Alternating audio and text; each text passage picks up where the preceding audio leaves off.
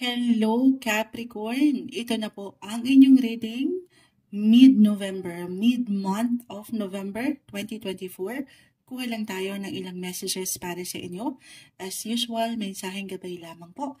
Hingan din natin ang mensahe itong parating na full moon this November 15 in the sign of Taurus. Okay, we'll be straightforward Capricorn guidance. Para sa mga taong ito, mensaheng gabay po, message. Okay, maaring this time hindi ko maipakita yung pag-shuffle kasi po nagpo-focus ang ating camera. Pero wag po kayo mag-alala, sinashuffle natin mabuti ang mga bagay-bagay. Capricorn, mid-November, anong kailangan yung marinig? Capricorn, guidance para sa mga taong ito. Mensaheng gabay po para sa kanila. Capricorn, mid-November. Mid-month of November. Okay, may nang bumabagsak na. Capricorn, sa taong maring makapakinig nito, okay. Ano pong kailangan marinig nila? Capricorn, mid-November. Uy, alam nyo, kanina pa. Alin nyo? Tayo po live na live sa ating YT. Babalikan ko po kayo maya-maya. Pero sa mga nakapakikinig kanina pang bumabagsak po sa ilang signs din ang the sun. Full of energy, the page of wands, Capricorn. Isa-isahin natin, ang daming bumagsak, the devil. This one is in reverse. Hindi kailangan katakutan o laliman, meron lang po itong kalakip na mensahe, the two of pentacles. The moon. Isa-isa, the hermit. This one is in reverse. The Emperor, kasi ito yung pinakamaliit na deck natin. The Page of Cups, this one is in reverse.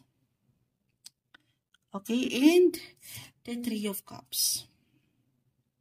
Okay, Capricorn, may hugot, may pagkamalalim ang natitirang araw at linggo na ito para sa inyo ng November.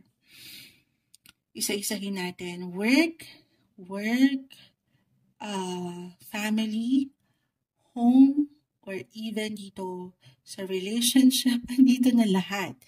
Or kung meron na kayong kids, the sun, maangatin yung energy ng bata, page of wands, page of cups, o yung mga creativity nyo, yung work, kung saan kayo higit na naglalaan, dyan man kayo kumikita or hindi, yung matatawag nyong passion.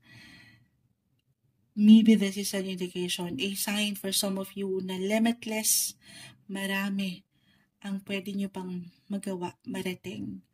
Kung saan kayo nag-iinit, the sun, the page of wands, kung saan kayo nagiging masaya, magaan. Huwag niyong pagdudahan ang inyong pwede pang magawa with the devil. Para sa ilan, para nag-iiwan kayo ng limita o binibigyan nyo ng limitasyon, restrictions ang inyong sarili sa pwede nyo pang maipakita. Huwag kayong matakot na mag-step up, mag-level up, or magbago. Yes po, para sa ilan, meron tayong nakikitang kahit sa simpleng pakiramdam, okay? Or talagang meron kayong kailangan i-release or i-let go, na ilang kanina pa rin bumabagsak, yung pagkasobra or pagkakulang, dalawa lang naman yan with the devil. Yung ilang unhealthy patterns, unhealthy ways, unhealthy approach nyo sa buhay, wala namang perfect. Okay? Balance is the key with Two of Pentacles. Trust your intuition, your feelings, follow your heart.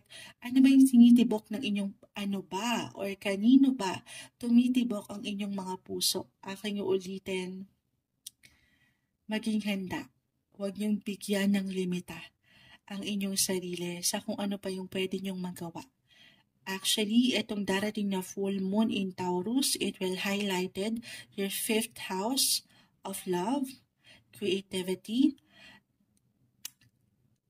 fun, enjoyment, the sun, yung energy pagdating sa inyong mga passion, yung inyong mga calling, creative project, creative pursuits nyo, yung mga gusto nyong tahakin, papuntahan, limitless.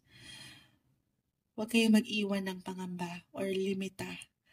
Pero Moonchild, paano kung merong ilang meron kang kino-consider, meron kang isinasaalang-alang dahil nga, kaya hindi ka parang nag-hold back ng ilan dahil na rin. Halimbawa, kasi sa 5th house po, dyan pumapasok ang mga bata. Okay? If ever meron na kayong kids or meron kayong mga anak na, nilay-nilay lang, gawin ito. The element is here.